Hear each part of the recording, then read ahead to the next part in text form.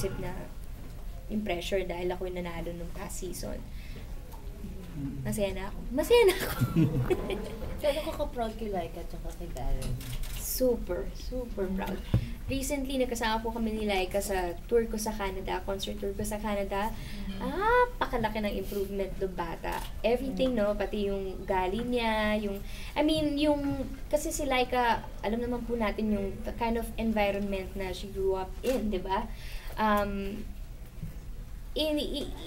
Iba sa environment yung kung paano, how Darren was brought up. Ibang-iba eh. Yes. Kaya parang sinasabi ng Ilana, sobra akong tutok dun sa bata. Yun yung rason.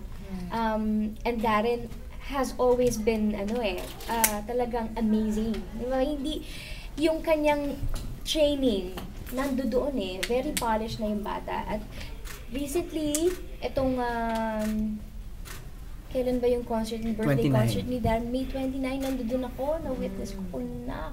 Napakagaling ni Darren. As in talagang, sobra akong proud na makita ko, tinitignan ko yung venue eh. Talagang 80%, 85% yung venue. So, sobrang nakaka-proud na kahit na hindi nakuha ni Darren yung title mismo, pinagpala naman siya ng Diyos na iba naman yung plano niya para sa kanya. So, yun din yung lagi namin sinasabi sa mga bata. Hindi lang dapat nakadepende yung kanilang dream sa winning the title. Anong sekreto mo, Sarah? Ikaw na nanalo dun sa mga, ano yung coaching secret mo? Para manalo yung mga hawak mo?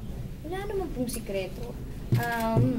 Nagkataon lang na ako yung, napunta lang sa akin yung mga winners. Diba? Wala naman pong sikreto. Ano lang, siguro, yung dedication lang sa kasi yun ang role namin sa show.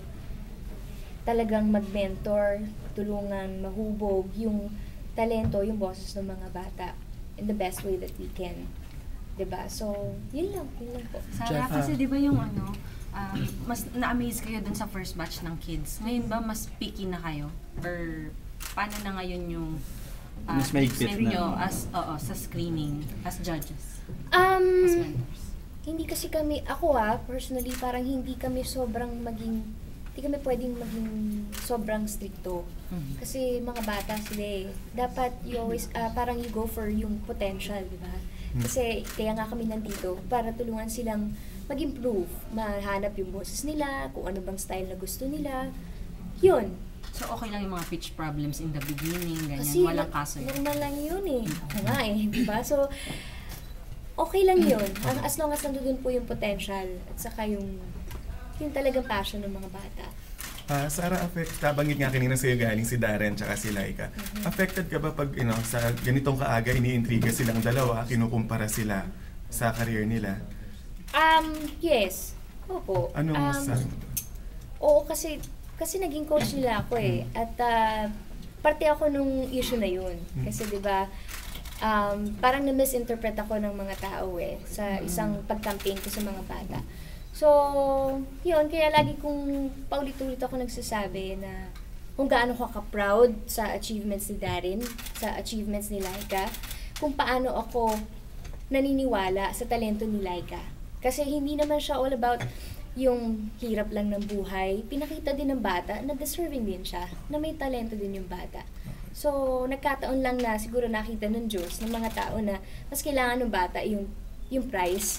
'Di ba? Yes. Na hirap ng buhay ng bata eh. And let's face it, ganun tayo mga Pinoy eh. At hey, 'di ba sinasabi ng mga tao, naging the votes na hindi eh. Kasi kahit naman sa Amerika, 'di ba, kahit sa American Idol or paki-edit out na lang po 'to. Yung pagdating ng Grand Finals, votes pa rin ng mga tao yung masusunod. So, yun lang yun.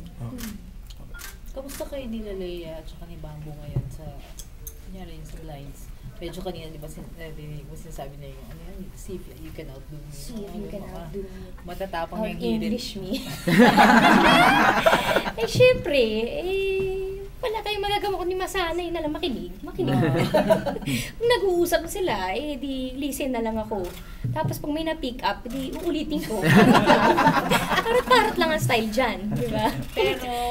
Pero mas kami ngayon. Syempre at first, ganyan naman po ako nahihiya pa, natatakot pang magsalita. Minsan kasi nakaka-intimidate English eh. Parang wala na akong laban eh. Pero Sarah, parang wala nang kwenta yung sabihin Sarah ko. pa eh. Kasi hindi English eh. Pero nagpa-practice to ng Tagalog si Bambo ngayon para mas makuha niya yung mga kids. Oo, mandatory. Kailangan. Hindi, mas masaya kami ngayon. Kasi nakita namin si Coach Bamboo na mas game siya eh. Mas, parang yung the child in him, parang lumalabas na ipinakawalan na niya dito sa season na to. And maganda daw ang relationship niya ni Lea ngayon kasi pala yung tukso niya sa'yo. Totoo ba na meron siyang gustong matanggap na in 5 years, ikakasal ka na? Yung mga sinabi ko kasi yun, parang in 5 ikaw mismo years, sa'yo gusto nagaling? ko na magpakasal. Medyo matagal-tagal din yun, ilang taon na. 30. Kailan mo sinabi yon sa blinds? 30? 32. Sa blinds mo sinabi yun? Oo. Paano 27 na ako sa nasimulan July. yun?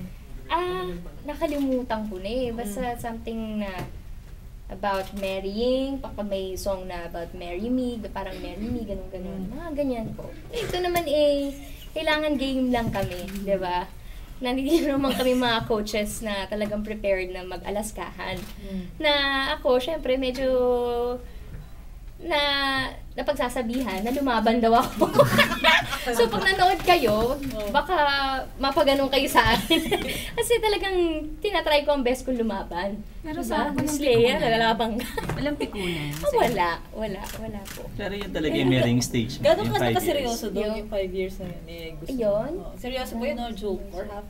Half mento po. Siyempre, hindi mo naman didiktahan, di ba? Na dapat 32, pakasal na ako. Paano kung di ba? Kung maaga. Ano. Kasi syempre gusto mo magkaroon ng maraming kids, di ba? Oo. Paano yung kung 32, di masyado ng late. Hindi naman po siguro. Kasi yun nauso ngayon. Sunod-sunod na yan. Pero anong take mo doon na si Miss Lea Salonga parang okay siya na maging wedding singer mo? Ay, oo, sinabi niya yun. Kailan? Matagal na yun eh. Nung season pa nila Jason D na, pag kinasal ka, kakanta ako. Sabi ko, wow! Suggested song naman Diba? Wala naman po. Masyadong advance na. Pero bukas ka doon, Sarah. Gusto mo yun? Wala pang groom? Grabe. Groom. Pero Boyfriend pa lang. may potential. Nakikita mo na he is material ba husband material. Sino kaya? The way he treats you, yung family niya, kung paano siya sa mommy niya, kung paano siya sa babae. Ako wala akong masabi po sa pamilya niya. Diba? Bumalik nga po tayo sa The Voice. Hindi, kasi kung marrying din ang pag-uusapan natin, do you see yourself na siya yung gusto mo? Because the way he treats nga yung women, yung nanay mo, ikaw, mommy mo. If I see myself, kailangan kasi, marami pa kasi kami pong syempre, kailangan pang ayusin, di ba? Bilang mga tao, di ba? Kasi, ang hirap-hirap ng pagpapakasal. Ang dami kong stories na narinig about. Ano ba yung teleserye ngayon? Pangako sa'yo. Bridges of Love. Bridges of Love, ano pa? Legal wife, Nathaniel.